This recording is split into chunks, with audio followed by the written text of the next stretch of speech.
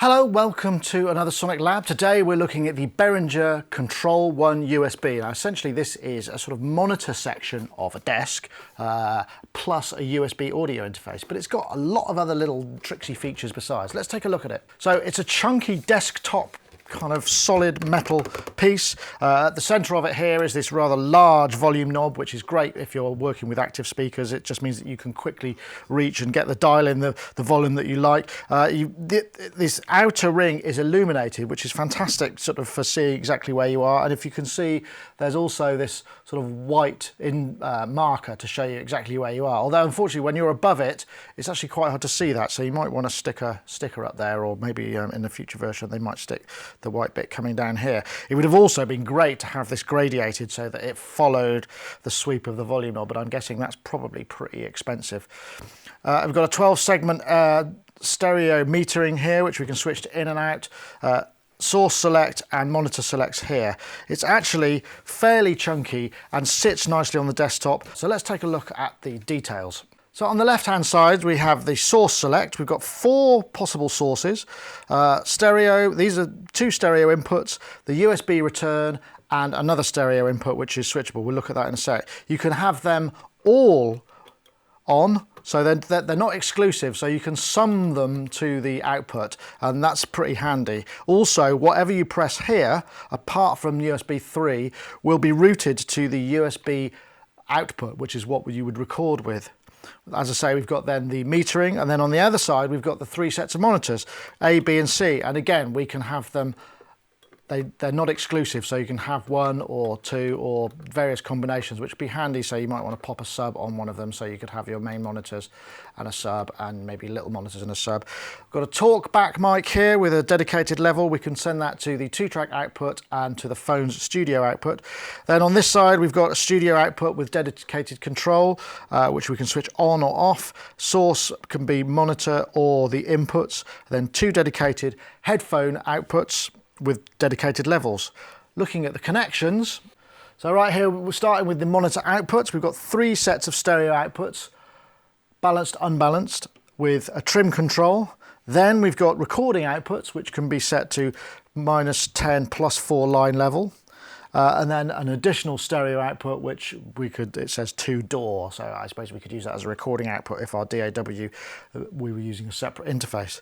Then we've got the phones and the studio output, which again, -10 +4, the balanced, unbalanced, and then the studio output, which has a variable gain, which is just a mirror of the phone's output there.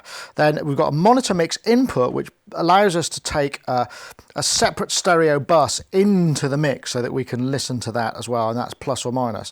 Then we come on to the inputs. We've got 4 sets of stereo inputs.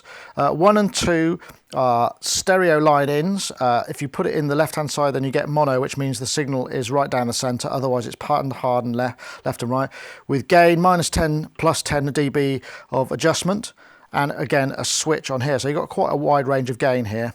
Same on input 2. Input 3 gives you a little trim control for the USB return, which is handy, so you can adjust that to your particular setup. And again we've got another stereo input which will show up on the USB source button but won't get routed to any outputs.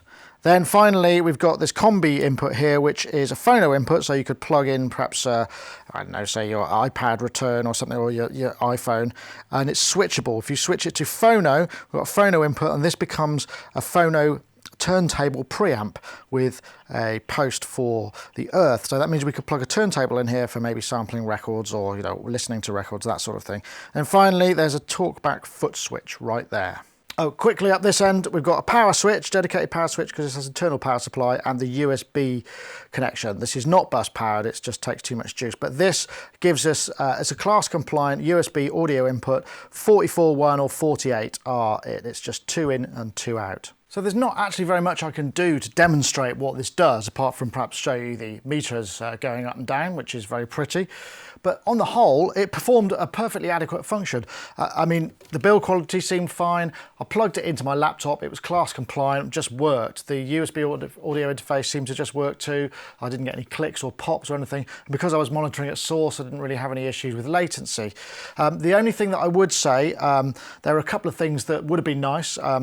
It would have been great to have a stereo input as two monos rather than just one mono on each one, because when I was using this just recently when I was working on a remix, I plugged a few mono synths into it and I had to keep unplugging one or the other if I wanted it down the middle. It would be great to have a button to kind of go make this two mono and have both inputs monitoring centrally rather than hard left or right, but it's no great hardship. And when it comes to recording the synth that you want, you simply just select the correct input on your DAW input channel from the USB audio interface and it's recorded, and it's really kind of a piece of cake, to be perfectly honest. The only other thing that I would like to have seen and would make it even more useful would be perhaps put a powered USB port on there, a kind of hub if you like, because as we got a powered unit, we could probably just about squeeze it in here. You could get maybe 3 or 4 ports and that would have made it really utilitarian and even more useful.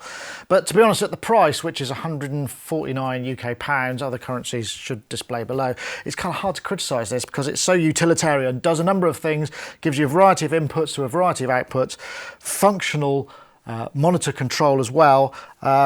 It's definitely worth checking out if you're after something just to control your monitors. You've got a compact setup and you don't really need a full mixing desk.